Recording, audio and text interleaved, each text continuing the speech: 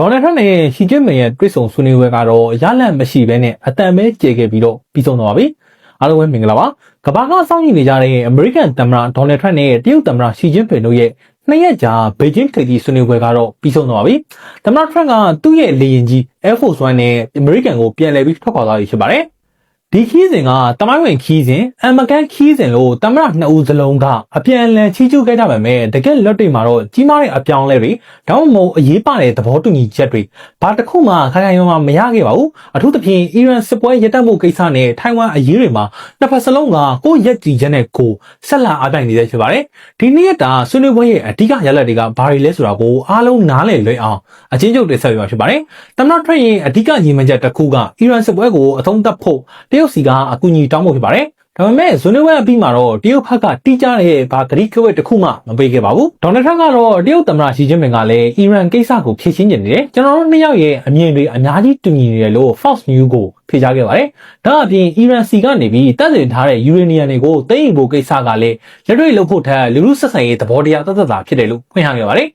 တရုတ်နိုင်ငံသားရဲ့ဝန်ကြီးဌာနကတော့ဒီအီရန်စစ်ပွဲကလုံးဝမဖြစ်တဲ့ကိစ္စပါချက်ချင်းအဆုံးသတ်ဖို့လိုအပ်တယ်လို့ကြေညာချက်ထုတ်ပြန်ခဲ့ပါတယ်တရုတ်အနေနဲ့အမေရိကန်အလိုချအီရန်ကိုဖိအားပေးမယ်လို့တော့တရားဝင်မပြောပါဘူးဒါကြောင့်နိုင်ငံရေးလေလာသုံးသပ်သူတွေကတော့တရုတ်အနေနဲ့အခြေအနေပိုင်းမှာအမေရိကန်ကိုချိန်ခွင်ရှာညှိပေးနေတဲ့မဟာမိတ်အီရန်ကိုအလွယ်တကူဆွတ်လွတ်မှာမဟုတ်ဘူးလို့သုံးသပ်ထားပါတယ်၎င်းမိတ်ဆွေးနွေးပွဲတွေမှာအတန်အထွက်ဆုံးအကျယ်ဆုံးအကြောင်းအရာကတော့ထိုင်ဝမ်အရေးဖြစ်ပါတယ်သမ္မတရှီကျင်းပင်ကအမေရိကန်အနေနဲ့ထိုင်ဝမ်ကိစ္စကိုတိကျမကိုင်တွယ်ရင်တနည်းအားဖြင့်ဆက်ပြီးတော့ဝင်ဆက်ဖက်နေမယ်ဆိုရင်နိုင်ငံဆက်ဆံရေးကအလွန်အန္တရာယ်ရှိတဲ့အခြေအနေကိုရောက်သွားနိုင်တယ်လို့သတိပေးခဲ့ပါတယ်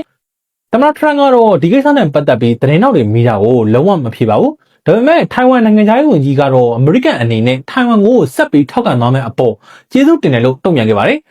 ဒီခီးစဉ်မှာအမေရိကန်ထိပ်တန်း CEO ကြီးတွေအများကြီးပါသွားပေမဲ့စီးပွားရေးအရာအောင်ပွဲခံနိုင်လောက်တဲ့အခြေအနေမျိုးမရခဲ့ပါဘူးဒေါ်နယ်ထရန့်ကတရုတ်ကနေပြီးဘိုးအင်းစီကနေပြီးလေအစီး200ဝယ်မယ်လို့ကြေညာခဲ့ပါတယ်။ဒါပေမဲ့စီးပွားရေးဈေးကွက်ကအစီး900လောက်မျောလင့်ထားတာဖြစ်လို့ဒီသတင်းထွက်လာပြီးတဲ့နောက်ပိုင်းမှာဘိုးအင်းရှယ်ယာတွေ400%လောက်ကျဆင်းသွားပါတယ်။နောက်တစ်ခုကတော့ Nvidia ရဲ့ချစ်တွေဖြစ်ပါတယ်။အမေရိကန်ကဒီတရုတ်ကိုပိတ်ပင်ထားတဲ့ Nvidia ရဲ့ AI ချစ်တွေ H200 တွေစီကိုတရုတ်စီကိုပြန်ပြီးတော့ရောင်းခွင့်ပေးမဲ့ကိစ္စနဲ့ပတ်သက်ပြီးလဲတရားဝင်သဘောတူညီချက်ဘာမှထပ်မလာပါဘူး။နောက်ဆုံးကတော့အရေးကြီးဆုံးဖြစ်တဲ့တခြားသတ္တုကိစ္စဖြစ်ပါတယ်။အမေရိကန်ရဲ့အခွန်တိုင်းတွေကိုတုံ့ပြန်တဲ့အနေနဲ့တရုတ်ကပိတ်ပင်ထားတဲ့မြေရှားသတ္တုကိစ္စနဲ့ပတ်သက်ပြီးလဲဘာသတင်းမှမကြားပါဘူး။ဒီရလဒ်တွေကြောင့်အာရှစတော့ဈေးကွက်တွေအထူးသဖြင့်တရုတ်နဲ့ဟောင်ကောင်ဈေးကွက်တွေကတိတိကျကျကျဆင်းသွားခဲ့ပါတယ်။ရလဒ်တွေသိပ်မကောင်းပေမဲ့ခေါင်းဆောင်2ဦးရဲ့ပုံကိုယ်ရင်းနှီးမှုကိုတော့အပြည့်အဝပြသနိုင်ခဲ့ပါတယ်။ခီးစဉ်ဒုတိယနေ့မှာသမ္မတရှီကျင်းပင်ကတရုတ်ရဲ့ဒီ